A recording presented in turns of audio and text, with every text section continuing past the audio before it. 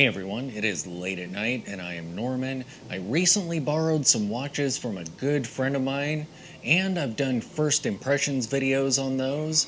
Tonight we're going to do the first full review of one of the watches that I borrowed from him. Which watch are we looking at tonight? The absolutely brilliant Tudor. Wow, look at that watch. Oh, that's so cool.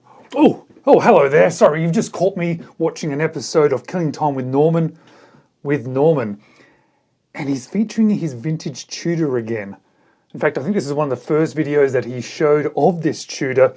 And every single time I see this Tudor watch that Norman is showing off, this vintage Tudor, it sends me down this pathway, this hunt for a vintage Tudor.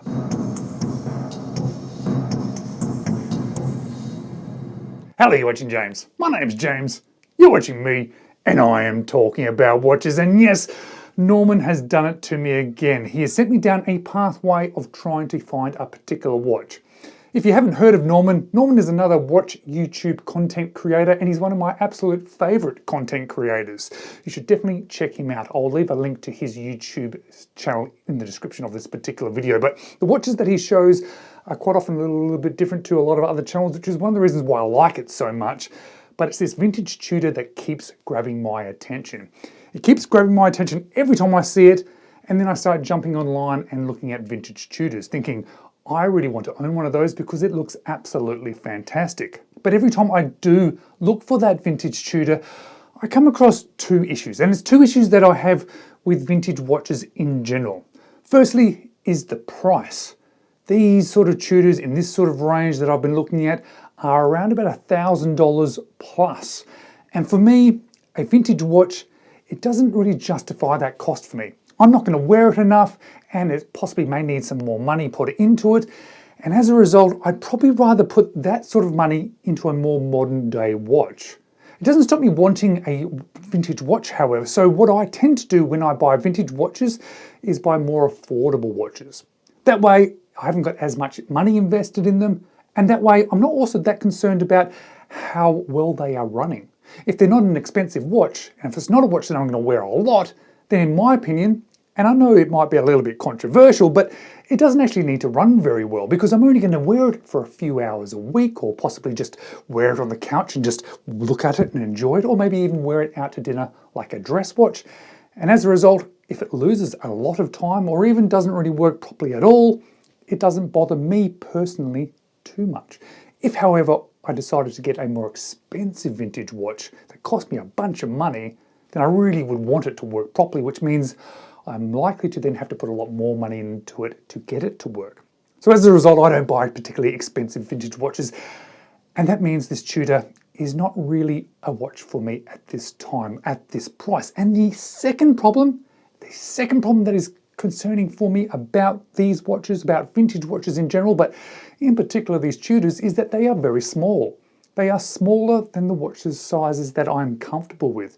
In fact, a lot of them are around about 33 or 34 millimeters, and that's a small watch for me, and I struggle to wrap my head around that on my wrist. For me, watches in that range of 38 millimeters up to about 42 millimeters is a bit of a sweet spot for me. 39 to 40 is generally perfect, but smaller is a little bit okay, slightly bigger is okay, and that are the watches that I tend to own the majority of.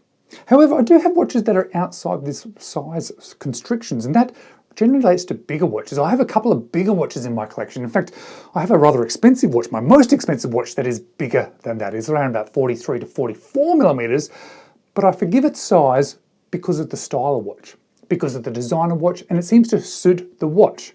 I don't mind it being bigger, so I forgive that size. And I've been thinking recently, if I'm forgiving the size of bigger watches for the particular watches that it suits, perhaps I could forgive smaller watches if it happened to be the right design or the right watch for me. So keeping this in mind whilst on this journey to try and find this Tudor or something similar, I've been keeping that in mind regarding price and regarding size. But I haven't been able to balance it out with the Tudor. Price is a bit too high, size is a little bit too small. And when I do these search for these sorts of vintage watches, I do tend to revert to another vintage watch, which is my favourite vintage watch of all time, and that is the Omega Constellation Paipan, a watch that I really, really like. And if I was going to spend a lot of money on a vintage watch, it would be likely to be this particular watch. But it is an expensive watch, and it is also a small watch. So I'm not ready at this point in time, even though I love that design, to buy that one right now either. Not to say that I won't in the future, but right at this point in time, it's not the right watch for me either. This tends to be the sort of the end of this journey of watch a video from Norman, see that Tudor, go on a bit of a hunt for the Tudor or something similar, look at the Omega, and just realize that they're too small or too expensive for me. But the idea came to my mind to apply something else that I apply to my watch searching, and that is to open up my mind a little bit more to see what else is out there. Don't be too specific. Whenever I'm too specific, I rarely find something interesting. I occasionally do, but it's when I open up my mind, open up the filters on my search categories, I end up stumbling across some amazing watches. And some of my favorite watches in my collection have come from doing exactly this. And that's exactly what I did. I opened up the parameters. I started looking for other brands, other styles, and when I did that, I came across this Rado watch. And I quite like the Rado brand. I've only ever experienced a couple of their new watches. I've never really looked at their vintage watches. And when I started to look at their vintage watches, I was a little bit surprised at how many of them that I liked. The designs of them seem almost modern, yet they are vintage watches.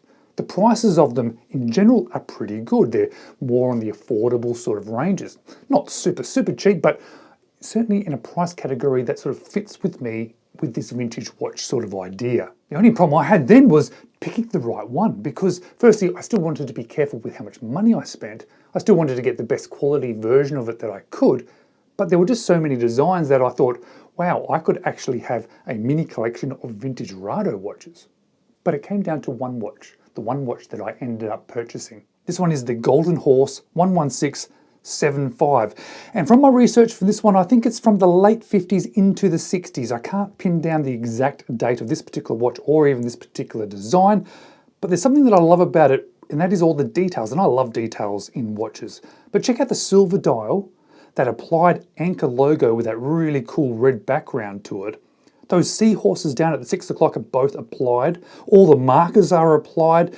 That Cyclops is an internal Cyclops. And I don't really like Cyclopses that much on watches, but recently I've realized that I actually like internal Cyclopses. So to find a vintage watch with an internal Cyclops, that was pretty cool. That date wheel, all the numbers on it, 1 through to 31 are all red, which then links in with that sort of background of the logo. The crown is signed, and it's got a really cool engraved case back. There are just so many elements to this watch that just make it sort of almost feel like a modern watch. It's an automatic mechanical movement as well with hand winding. There is no hacking, however, but it is such a cool looking watch that it just grabbed my attention. Of course, the size of it is not a large watch. However, applying that theory or that thought of don't worry about the size if it is the right watch, sort of forgive the watch's size if it's the right watch, I decided to give that a bit of a gamble and buy it. And it's worked out. Just like those bigger watches, which realistically may be too big for me, but I still love. This one may feel a little bit small to me compared to some other watches, but it just works. And I think it looks great on my wrist, but I think it looks great on my wrist because of also the design of it.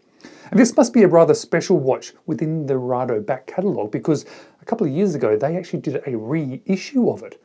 A little bit bigger, but still small, but the same design, the seahorses on the dial, and they did a reissue with a slightly different design, but you can see it is directly linked to this particular watch, which is very cool. I've now got a vintage watch that has been so interested in by people that they did a reissue by the brand itself. So I quite like that. And I can almost guarantee that I'm going to buy another vintage Rado watch because, as I mentioned, there are so many variations and designs and case shapes that look really cool. I think, in fact, they might be the best brand at a semi-affordable price to buy vintage.